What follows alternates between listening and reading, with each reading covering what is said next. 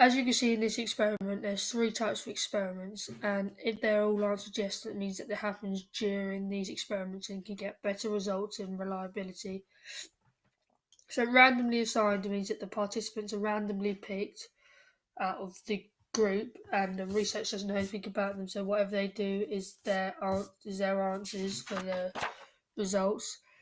So if they're randomly assigned participants, it means that it reduces bias and manipulation. So also there is pre and post treatment tests. This means that, for example, the participants are given something before the test, they do the test, and then something after the test. So they have something before, and there's an intervention, and then something happens afterwards.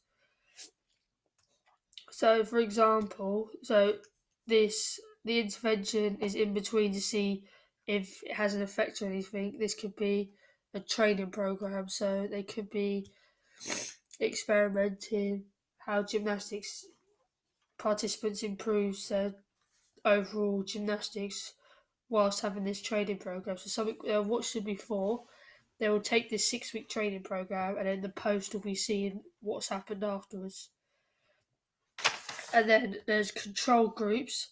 So control groups are participants who do not receive any experimental treatment. So they'll just do what they've been told to do, and then nothing will happen to them and nothing will be changed.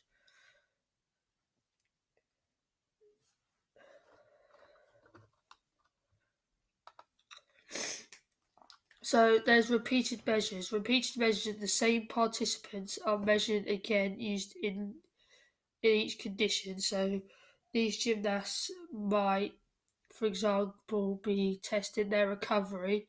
So the same participants will be used. One will have their recovery in an ice bath. One will do no recovery, like changes. One could do stretches, and one would do hot recovery. And so the same participants will be measured doing these recoveries in each condition. Leads over to crossover designs, which is repeated measures where there's 2 or more interventions. So participants are exposed to more than one treatment linking to what they are being experimented on. However, the second condition is affected by the first condition. So, for example, this means that one participant could do the test, have the first intervention, do a second test, the second intervention, and do a third test, the third intervention.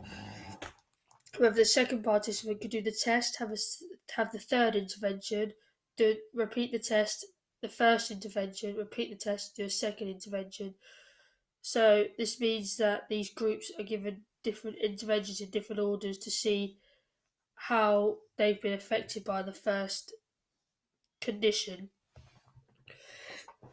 Independent group designs. This is different groups of participants are examined in the same condition.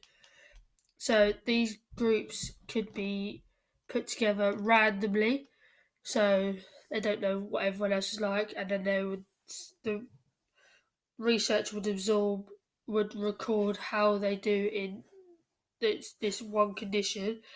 So you might have 3 groups of gymnasts. They could be either randomly picture an age group, so you might have 12-year-olds, 14-year-olds, 16-year-olds. They would all do the experiment in cold ice bath recovery, and the researcher would record how the participants how it improved their recovery, because they'll be doing the same experiment, the same condition, there'll be different groups.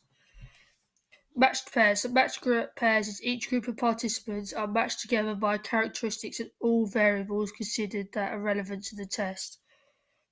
So this means that catered to groups depend on their characteristics. So this could be age, height, weight, level, ability, hours trained or something. So linking to the matched pairs, that the gymnastic could be testing their recovery, this time in hot recoveries like saunas or anything to sweat out all the waste products inside their body to help them recover. So these matched pairs would link to this because they would be put in groups allocated to their age. So they might have different age groups sort of testing this out, or the hours they train, because sometimes the more hours they train, the longer or slower it takes for you to recover. So yeah.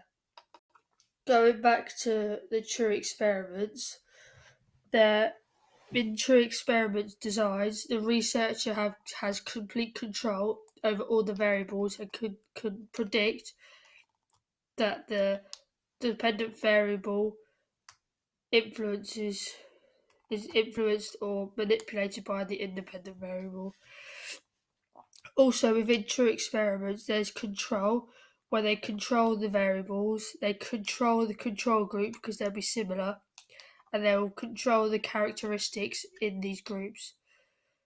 This links to counterbalancing half groups for the interventions. So there's also randomization, so they randomly assign these participants, and there's an equal chance of being in the experiment or the control group, so they're randomly picked. There's a variety of methods. Linking to manipulation in types of experiments, the researcher manipulates at least one variable to observe the influences the other variables have and how they're measured.